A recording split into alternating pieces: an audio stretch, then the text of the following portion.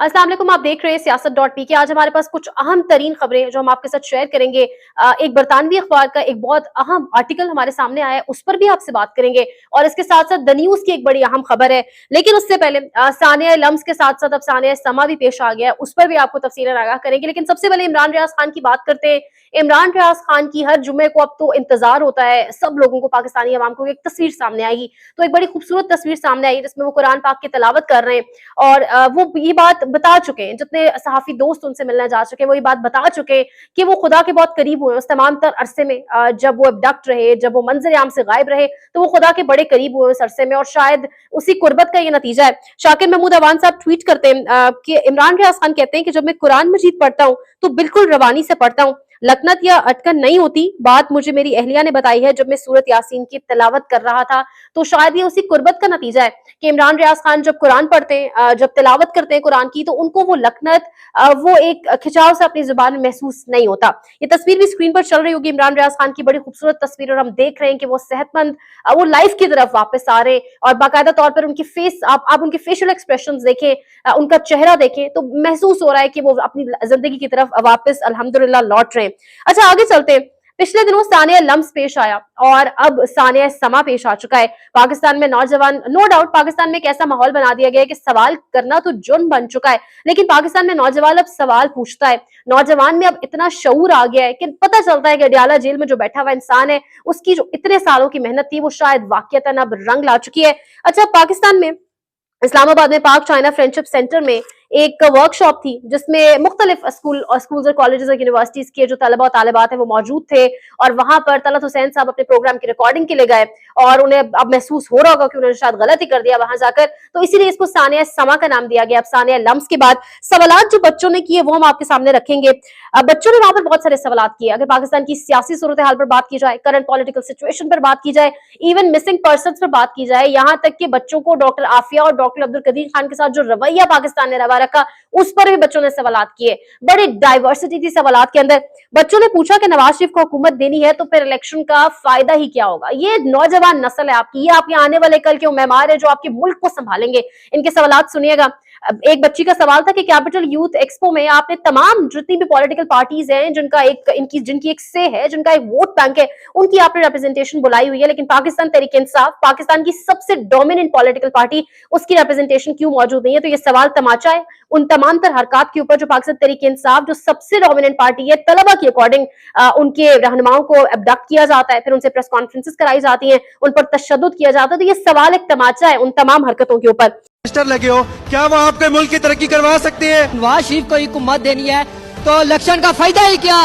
75 साल में आपने नहीं किया, 50 साल में कैसे हो सकता है? सवाल किया गया पाकिस्तान में इस कदर तलबा और तालिबात जो है उनको एक अवेयरनेस आ चुकी है पाकिस्तान की पॉलिटिकल सिचुएशन के ऊपर कि ये सवाल भी किया गया कि पाकिस्तान में साजिशी कल्चर है, सियासत में साजिशी कल्चर है और 2 या 3 साल के बाद हुकूमतें एक दूसरे को स्पेस नहीं देती या पॉलिटिकल पार्टीज एक दूसरे को स्पेस नहीं देती। इसकी क्या वजह है? आप सवालात देखें, आगे सुनिएगा। ये भी सवाल किया गया कि डॉक्टर अब्दुल कदीर खान ने क्या नहीं किया पाकिस्तान के लिए, उनके साथ बदले में क्या किया गया। ये सवाल इस कॉन्टेक्स्ट में किया गया बच्चे की जानिब से कि हमें कहा जाता है कि पाकिस्तान के लिए खिदमत करो, पाकिस्तान के लिए बड़े होकर पढ़कर कुछ करो, लेकिन जिन्होंने कुछ किया जिसमें डॉक्टर अब्दुल कदीर खान का नाम on top of the list है, उनके साथ पाकिस्तान ने रिटर्न में क्या किया। इसके साथ साथ पूछा गया कि वजीरिस्तान और बलोचिस्तान के अंदर मीडिया की प्रायोरिटीज पर बड़ा जबरदस्त जो है आप कह लें एक क्रैकडाउन हुआ है उस पूरे इवेंट के अंदर। मीडिया के ऊपर जो है ना आप कह लें बच्चों ने क्रैकडाउन कर दिया है। मीडिया की जो रिस्पॉन्सिबिलिटी है, मीडिया की जो प्रायोरिटीज है, मीडिया की जो तरजीहात है, उस पर बात हुई है। बच्चों की जानिब से सवाल किया गया कि लाहौर में एक एक्ट्रेस का कुत्ता गुम हो जाता है, उस पर भी बात होती है। किसी एक्ट्रेस की शादी हो जाती है, उस पर भी मीडिया उठ के बात करता है, पूरी पूरी ट्रांसमिशन करता है, लेकिन वजीरिस्तान और बलोचिस्तान से मिसिंग पर्सन के ऊपर बात क्यों नहीं की जाती, वो इशू क्यों नहीं उठाया जाता। तो ये बड़ा अहम सवाल है कि बच्चों को मिसिंग पर्सन का भी एहसास है। वो बलोचिस्तान जो खुद को एक सौतेला समझता था, पाकिस्तान के एक सौतेला सूबा समझता था, खुद को अकेला समझता था, पाकिस्तान के दारुल हुकूमत इस्लामाबाद की एक वर्कशॉप के अंदर तलबा और तालिबात उस सूबे के लोगों के हवाले से सवाल उठा रहे हैं, उनकी खैरियत मालूम करना चाह रहे हैं, उन मिसिंग पर्संस की फैमिलीज की आवाज बन चुके हैं। अच्छा, इसके साथ साथ ये सवाल भी हुआ कि 90 दिन के अंदर इलेक्शन होने थे तो ये क्यों ना हो सके, अहम तरीन सवाल। इसके साथ साथ सवाल हुआ कि जिस हुकूमत में अनपढ़ और जाहिल को आप मिनिस्टर ऑफ इंफॉर्मेशन और मिनिस्टर ऑफ टेक्नोलॉजी की मिनिस्ट्रीज दे देंगे वो क्या इंप्रूवमेंट ला सकेंगे। ये बच्चों के सवालात थे। इसके साथ साथ मैं कोट अनकोट कर रही हूँ सवालात को।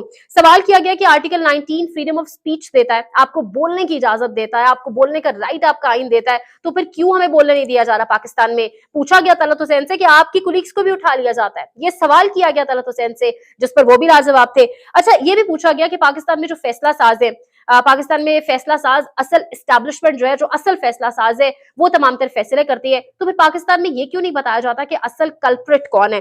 इसके साथ साथ सवाल किया गया कि 2014 में इंतखाबात हुए, 2018 में भी इंतखाबात होते रहे, हम देखते आए, लेकिन अब जो 2023 के इंतखाबात हैं, इसमें क्या गारंटी है कि इंतखाबात साफ और शफाफ होंगे।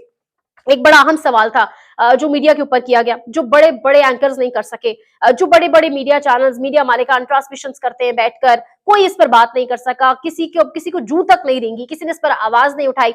पूछा गया कि इतनी बड़ी पॉलिटिकल पार्टी है पाकिस्तान में, उसके रहनुमाओं को, सियासतदानों को यानी उठाया जाता है, वो अब्डक्टीज होते हैं, उनको अगवा किया जाता है, फिर उन अब्डक्टीज को लाके प्रोग्राम में, टॉक शोज के अंदर बिठाया जाता है, और फिर सहाफी उनका इंटरव्यू करते हैं। पूछा गया तलबा की जानिब से, ये सवाल किया गया बच्चों की जानिब से कि जब सहाफी इंटरव्यू करते हैं तो सहाफी क्या जानते नहीं है कि ये बंदा तो उठाया गया था, तो ऐसे सहाफी पर कल को किस तरह से लोग एतबार करेंगे, उस सहाफी की रिप्यूट पे, उस सहाफी की कैपेबिलिटी पे, उस सहाफी के आप कह लें कि इमेज के ऊपर सवाल किया गया कि उस सहाफी पर कितना ट्रस्ट किया जाएगा। और ये भी सवाल किया गया कि 76 साल में इंसानी हकूक के लिए कुछ भी नहीं किया गया पाकिस्तान में, और आज भी हम उसी स्टेज के ऊपर खड़े। तो ये सवालात जो हैं, इन्होंने बहुत सारे मजीद बड़े सवालात खड़े कर दिए, और जो स्क्रिप्ट राइटर्स हैं उनके लिए डेफिनेटली बहुत परेशानी का सा माहौल है, क्योंकि लम्स के अंदर भी सवालात हुए थे, सानिया लम्स भी हुआ था, लेकिन शायद वो इतना दर्दनाक नहीं हुआ होगा, वो इतना बुरा ख्वाब बनकर नहीं उतरा होगा इन सबकी आंखों में, जितना अब ये सानिया समा बन चुका है, क्योंकि उससे भी ज्यादा तल्ख सवालात, उससे भी ज्यादा रियलिटी के करीब सवालात, उससे भी ज्यादा आप कह लें ऐसे सवालात किए गए, जिसके बाद परेशानी जो है मजीद बढ़ जाएगी। सिद्दीक जान लिखते हैं कि लम्स की बात कल जो नौजवान तलबा ने किया है, इसके बाद यूनिवर्सिटी स्टूडेंट्स के साथ प्रोग्राम करने पर कंफर्म पाबंदी लग जाएगी। तो डेफिनेटली, क्योंकि जो सवालात मैं ऑलरेडी कह चुकी हूँ कि रियलिटी से ज्यादा करीब थे, लम्स से ज्यादा सख्त सवालात थे जो किए गए, और इस पर फिर लाजवाब हो गए आगे से सुनने वाले भी, जो स्पीकर्स भी वहां मौजूद थे वो भी लाजवाब हो गए। आगे बढ़ते हैं। अनोश मसूद एक ऑफिसर है जी, बड़ी आजकल वायरल हुई हुई है, और पता नहीं किस किस्म का फेम उनको चाहिए, डिफरेंट मीडिया चैनल्स के ऊपर वो आ रही है, मीडिया चैनल्स के ऊपर आकर वो बात कर रही हैं। इमरान खान और पाकिस्तान तहरीक इंसाफ के ऊपर जो केसेस हैं, खासतौर पर 9 मई के हवाले से, उसके ऊपर वो बड़ी बातें कर रही हैं, और कुछ बातें उनकी बड़ी मुज़िका खेज भी समझी जा रही है। इनसे मुतालिक एक रिपोर्ट है हमारे साथ जो हम आपके साथ शेयर करेंगे, लेकिन पहले 2 ट्वीट्स हैं। अबूजर सलमान न्याजी लिखते हैं कि by appearing on social media in search of quick fame, the officer is actually destroying the whatever case of prosecution is. वो बेसिकली ये कह रहे हैं कि एक फेम हासिल करने के लिए, एक शोहरत हासिल करने के लिए, सस्ती शोहरत हासिल करने के लिए, जल्दी शोहरत हासिल करने के लिए ये ऑफिसर आ रही है मीडिया के ऊपर आके ये सवालात के जवाब दे रही है, जिससे प्रोसिक्यूशन के जो मामलात है वो मजीद गंभीर हो रहे हैं, और वो कह रहे हैं कि इनके जो जवाबात है वो इन्हीं के पिछले जवाबात से मुतजाद है, कॉन्ट्रोडिक्ट कर रहे हैं, मैच नहीं कर रहे जवाबात आपस में। इसके साथ साथ इनसे पूछा गया मेहर बुखारी के प्रोग्राम में कि क्या आपके पास 9 मई को रियासत के खिलाफ जंग कहने और फौज में बगावत का कोई सबूत है, तो अनहोश का जवाब सुनिए। कहती है, हमने पेमरा से इमरान खान की तकरीर इकट्ठी की है, जहां उन्होंने कहा कि मुझे अगवा करोगे तो एहतजाज तो होगा, और हमें एफआईए ने नोटिस भी दिए हैं। तो ये नाकाबिले तरदीद सबूत है जो अनोश मसूद के पास है। उनसे जब भी सबूत मांगे गए तो वो 2 से 3 टॉक शोज में सबूत के तौर पर आगे से पेमरा का नाम ले लेती हैं, सबूत के तौर पर आगे से ये वाली बातें आए बाय शाएं करने लग जाती हैं। तो ये कौन से सबूत है जो डॉक्टर अनोश के पास है, और क्या पेमरा सबूत देगा अब किसी की गद्दारी के ऊपर, और क्या इमरान खान ने कहीं बैठकर तकरीर की थी कि मैं पकड़ा जाऊंगा तो आप लोगों ने इस जगह पर इस इंस्टॉलेशन के आगे जाकर एहतजाज करना, ये बड़ा अहम सवाल है। और डॉक्टर अनोश का ये जवाब जो है वो बड़ा मुज़िका खेज आगे से, अनफॉर्चुनेटली जितनी जगह वो जवाब देती हैं बड़ा मुज़िका खेज देती हैं, न जाने उनको भेजा क्यों जाता है। अच्छा, एक रिपोर्ट है द न्यूज़ की, एक रिपोर्ट सामने आई है, और ये जो रिपोर्ट द न्यूज़ की है इसमें बहुत सारे सवालात हैं जो उठाए गए हैं। ये रिपोर्ट बताती है कि 5 नवंबर गालिबन 5 दिसंबर 2020 को एक तंबीह की गई थी, या आप कह लें एक एडवाइस जारी की गई थी एसएसपी इन्वेस्टिगेशंस की जानिब से। एक खत लिखा गया था, आप कह लें, ये रिपोर्ट बताती है द न्यूज़ की, डॉक्टर अनोश को, और उस खत में कुछ सवालात उठाए गए थे। खत में सवालात उठाए गए थे कि सरकारी फराइज की अंजामदही आप बखूबी नहीं कर रही। खत में कहा गया था कि जो ऑफिशियल मैटर्स हैं उसमें आपका लैक ऑफ इंटरेस्ट है, यानी अदम दिलचस्पी ऑफिशियल मैटर्स में। आपके सामने साथ स्क्रीन के ऊपर वो खत चल रहा होगा कि ऑफिशियल मैटर्स में आप उस तरीके से दिलचस्पी नहीं ले रही। खत में यह भी कहा गया था, जो खत की कॉपी द न्यूज़ के पास है, खत में यह भी कहा गया था कि आपको अपनी जो परफॉर्मेंस है उसको इंप्रूव करना है, खत में एक और 2-3 चीजें जिन पर जो है वो बड़ा डाला गया, जोर डाला गया, जिनको बड़ा वो किया गया। खत में लिखा गया कि आपकी जो प्रेजेंस है ऑफिस में वो बड़ी मिसिंग दिखाई देती है, और जब भी चेक किया कि आप ऑफिस में मौजूद है या नहीं, तो आप ऑफिस में दिखाई नहीं दी। इसके साथ साथ कुछ हाई प्रोफाइल केसेस हैं डिविजनल क्राइम मीटिंग के। सेकंड पैराग्राफ में लिखा गया कि डिविजनल क्राइम मीटिंग के अंदर कुछ हाई प्रोफाइल मर्डर केसेस के ऊपर बात की गई, जिनसे आप लाइल्म थी और आप उन केसेस के बारे में नहीं जानती थी। और इसके साथ साथ ये भी कहा गया सेकंड पैराग्राफ में कि you are absent to assist your seniors, यानी आप अपनी सीनियर्स को बहुत सारे मामलों के ऊपर असिस्ट करने के लिए, जिस ओहदे के लिए आपको रखा गया है, जो आपकी बेसिकली ड्यूटी है, उस पर आप उनको असिस्ट करने के लिए मौजूद नहीं थी। वहां पर आपकी मौजूदगी नहीं थी, आप अदम दस्तयाबी थी आपकी वहां पर।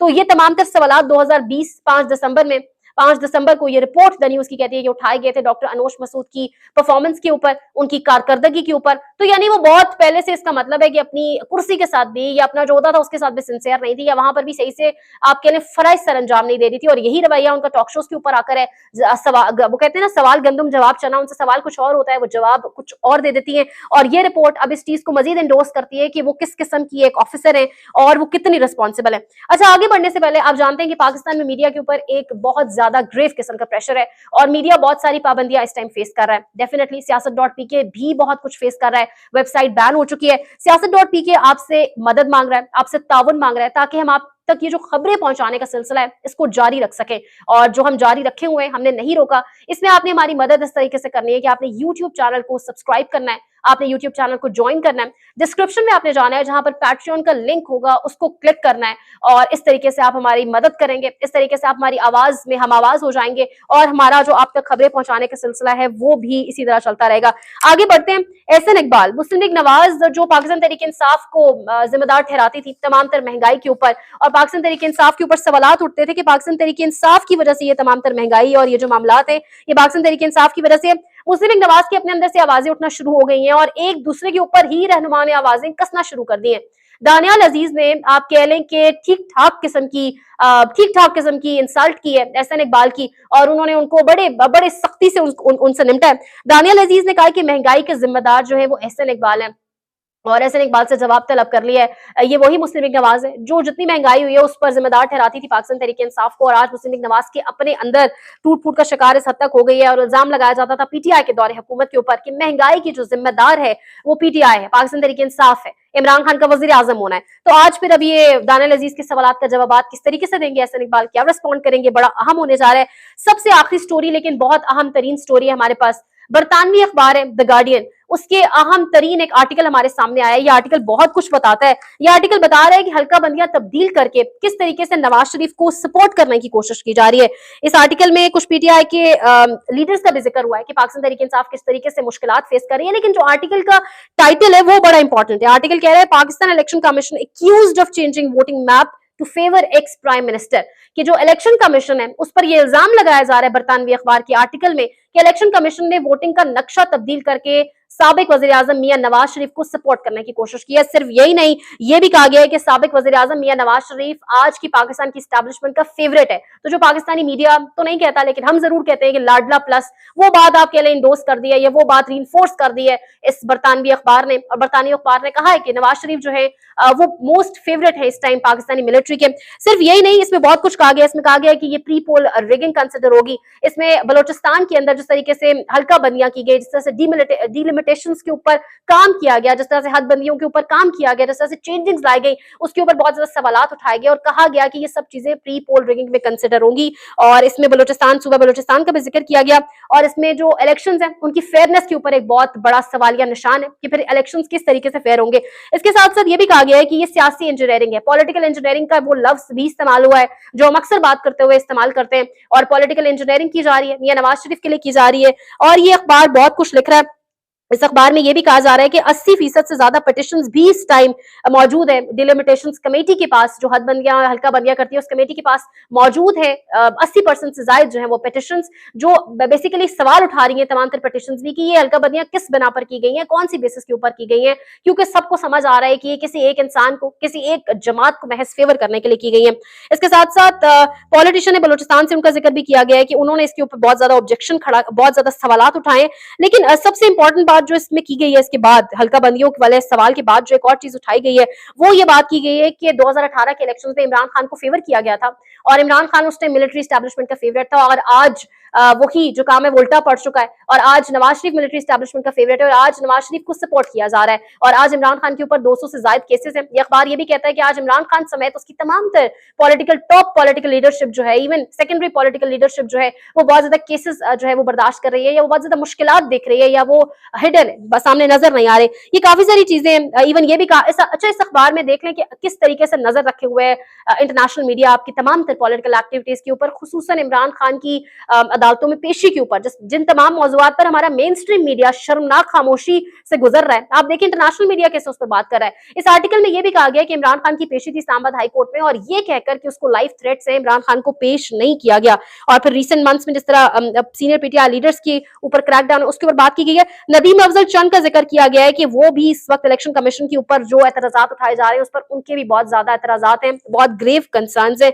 तो ये आर्टिकल भी बेसिकली पाकिस्तान में जो इलेक्शन होने जा रहे हैं, इलेक्शन से पहले पाकिस्तान में एक ऐसा इलेक्शन है जो ये तो कंफर्म नहीं है कि होना कब है, लेकिन ये ऐसा इलेक्शन जरूर है जिसमें ये कंफर्म है कि वजीर आजम किसने बनना है। देखते रहिए सियासत.pk।